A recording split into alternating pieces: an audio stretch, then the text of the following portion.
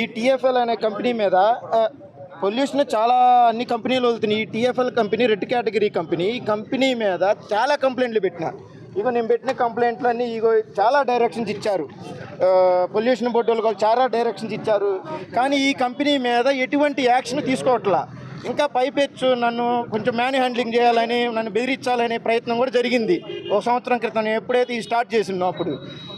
అందువల్ల నేను పీసీబీ వాళ్ళకి, ఐఏఎస్ ఆఫీసర్ గారికి, రాజేంద్ర గారికి, జవహర్ లాల్ గారికి, ఎవరైతే పీసీబీలో మెయిన్ పర్సన్స్ ఉన్నారో అందరికీ ప్రతిరోజు మెసేజ్లు పెడతా, వాట్సాప్ చేస్తా, ఫోన్లు చేస్తా.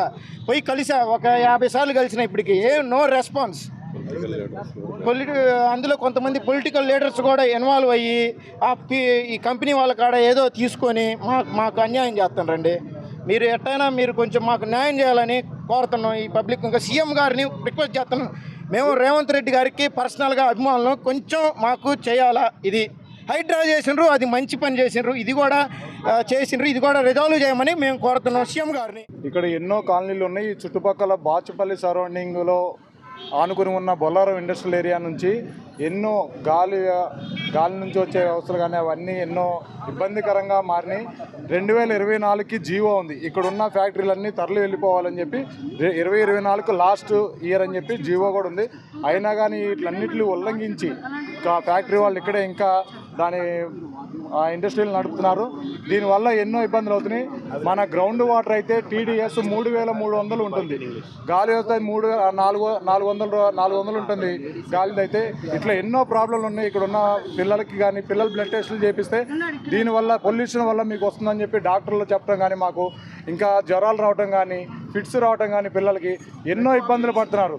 ఇట్లాంటివన్నీ సాల్వ్ అవ్వాలంటే ఇక్కడ నుంచి ఇండస్ట్రీలు తరలించాలి. ఇక్కడ ఉన్న వాయు కాలుష్యం ఏదైతే ఉందో అదంతా ఇమీడియట్గా పీసీబీ వాళ్ళు కానీ, పీసీబీ బోర్డు వాళ్ళు కానీ, ఇక్కడున్న అధికారులు కానీ, ఎమ్మెల్యేలు కానీ, మినిస్టర్లు కానీ, ఎవరైనా కానీ, సీఎం సార్ కానీ, ఎంపీ గారు కానీ, మోదీ గారు కానీ, ప్రతి అందరూ దీన్ని ఒక దృష్టి తీసుకుని దీన్ని పరిష్కారాన్ని చూపాలని మేము బాచుపల్లి వాసులుగా కోరుకుంటున్నాం.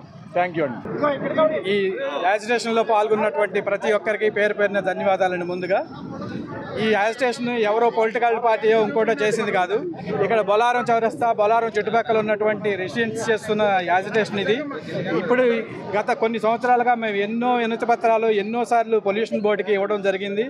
అందరి కాలనీలు కలిసి ఎన్నో సంతకాలు చేసి వాళ్ళ లెటర్ హెడ్స్ మీద అన్నీ సబ్మిట్ చేయడం జరిగింది. కానీ పొలిటికల్ ఇన్ఫ్లుయెన్స్ వల్ల కానీ దేనివల్ల కానీ ఈ పీసీబీ వాళ్ళు ఏ మాత్రం చర్యలు తీసుకోవడం లేదు. మీ అందరూ రోజు రోజుకి ఇక్కడ పొల్యూషన్ పెరిగిపోతూ ఉంది. ఆఫీసులకు వెళ్ళాల్సిన వాళ్ళు రోజుకి వారానికి 6 రోజులు వెళ్ళాల్సిన వాళ్ళు 3 రోజులు వెళ్తున్నారు పొల్యూషన్ వల్ల. ఎందుకంటే అందరి హెల్త్ ఖరాబ్ అవుతుంది. దయచేసి మీ మీడియా పరంగా మేము తెలియజేసేది ఏంటంటే ఇప్పటికైనా సీఎం గారు, ఎమ్మెల్యే గారు, ఎంపీ గారు అందరూ కొంచెం చొరవ తీసుకుని ఈ పొల్యూషన్ విడుదల చేస్తున్నటువంటి ఈ కర్మాగారాలను ఇక్కడి నుంచి తరలించి ఇక్కడున్న ప్రజల ఆరోగ్యాలు కాపాడవలసిందిగా మీ అందరికీ విజ్ఞప్తి చేస్తున్నాం. నా పేరు సంధ్య అండి. మేము బాచుపల్లి వాస్తవ్యంలో మాకు పొద్దున్న సాయంత్రం పూట, పొద్దున్న ఎర్లీ మార్నింగ్లోను అండ్ సాయంత్రం 6 గంటల ప్రాంతంలోనూ బాగా భయంకరమైన కలుషితమైన గాలి అయితే చాలా వస్తుంది.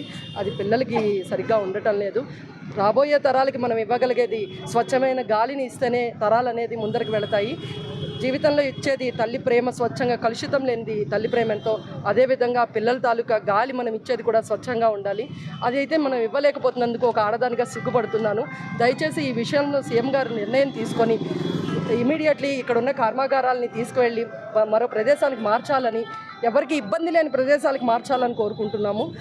ప్రజలందరూ కూడా ఈ విషయాన్ని, అందరూ చుట్టుపక్కల వాళ్ళు అందరూ కూడా దీన్ని హర్షిస్తారు. అందరం కలిసి వస్తాము, నడుస్తాము, ముందరకు వెళదాం అనుకుంటున్నాము. ఈ విషయంలో సీఎం గారు ఇమీడియట్లీ నిర్ణయం తీసుకోవాలని కోరుకుంటున్నాను. పీసీబీ వాళ్ళు దీంట్లో ఎలాంటి యాక్షన్ తీసుకోలేకపోతున్నారు. అది ఏ కారణాలైనా కావచ్చు. కానీ దానికి మీరు ముందుండి మా ప్రజలందరికీ మేము మిమ్మల్ని కావాలని కోరుకొని మరి ఎంచుకున్నాము. కాబట్టి మీరు న్యాయం చేస్తారని మేము అనుకుంటున్నాము. దయచేసి సీఎం గారు మీరు ఈ విషయాన్ని ఆలోచించండి. మమ్మల్ని, మా పిల్లల్ని ఒక తల్లి ప్రేమను ఏ విధంగా అయితే అందిస్తున్నామో అదే విధంగా మీరు కూడా ఒక తల్లిలాగా ఆలోచించి మా పిల్లలకి, రాబోయే తరాలకి మంచి గాలిని ఇస్తారని, నీటిని ఇస్తారని. మేము ఇక్కడ నీళ్ళకు కూడా చాలా ఇబ్బంది పడుతున్నామండి. అసలు వాటర్ అనేది గ్రౌండ్ వాటర్ అయితే లేదు. మేము ఆధారపడేది ఏంటంటే ట్యాంకర్స్ తోటి వాటర్ మీద డిపెండ్ అయిపోతున్నాము. ఇక్కడ చాలా ఇబ్బందులు పడుతున్నా కూడా మేము చెప్పలేదు ఇప్పటివరకు. అంటే కంప్లైంట్స్ అయితే చాలా ఇచ్చాము, దానికి యాక్షన్ అయితే అయితే మాత్రం గ్రౌండ్ లెవెల్లో ఎక్కడ జరగటం లేదు. గ్రౌండ్ లెవెల్లో మేము ఇవ్వడం మాత్రమే ఉండిపోయింది. దయచేసి ఇవన్నీ ఒక్కసారి మీరు మా ప్రదేశానికి వస్తారని, చూస్తారని, మా బాధల్ని అర్థం చేసుకుంటారని విన్నవించుకుంటూ ఒక తల్లిగా చెప్తున్నానండి. ఆలోచించండి సీఎం గారు. చాలాసార్లు పీసీబీకి కంప్లైంట్ ఇచ్చాము. ఎన్నిసార్లు కంప్లైంట్ ఇచ్చినా వాళ్ళ నుంచి ప్రాపర్ రెస్పాన్స్ అయితే లేదు. మొన్న రీసెంట్గా మేము చెక్ చేస్తే 460 వచ్చింది. అసలు 460 అంటే 200 మామూలుగా ప్రజలకి చాలా హాని. అలాంటిది నాకు ఒక 1 year బేబీ ఉంది. వాడు ఇప్పుడు హాస్పిటల్లో ఉన్నాడు. ఎందుకు అంటే వాడికి బ్రీతింగ్ ప్రాబ్లం చాలా, అంటే చిన్నప్పటి నుంచి ఈ కలుషితమైన గాలి పీల్చి పీల్చి అలాగే నా పిల్లలతో పాటు మా బిల్డింగ్లో మా సరౌండింగ్స్లో చాలామంది పిల్లలు ఉన్నారు.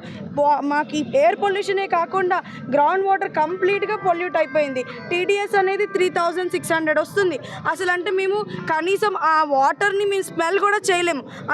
అంత కెమికలైజ్డ్ ఉన్నాయి కింద గ్రౌండ్ వాటరే కానీ ఎయిరే కానీ ఏది తీసుకున్నా మేము అసలు ఇక్కడ సర్వైవ్ కాలేని పరిస్థితిలో ఉన్నాము. Sir, we all request you, please look in to this situation and we want our health.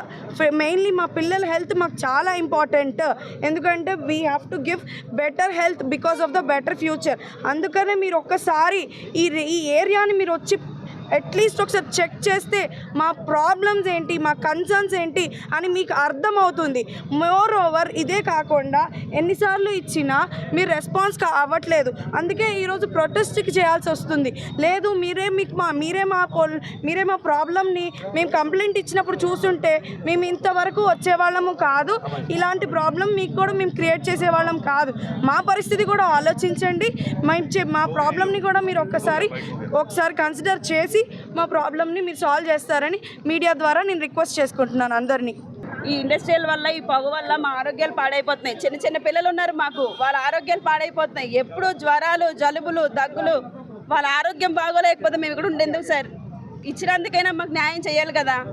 ఆ పొగ వదలొద్దు అని ఎన్నో కంప్లైంట్లు ఇచ్చాం పొల్యూషన్కి, ఎవ్వరూ వినడం లేదు. వస్తున్నారు చెక్ చేస్తున్నారు, ఏమీ లేదంటున్నారు, వెళ్ళిపోతున్నారు.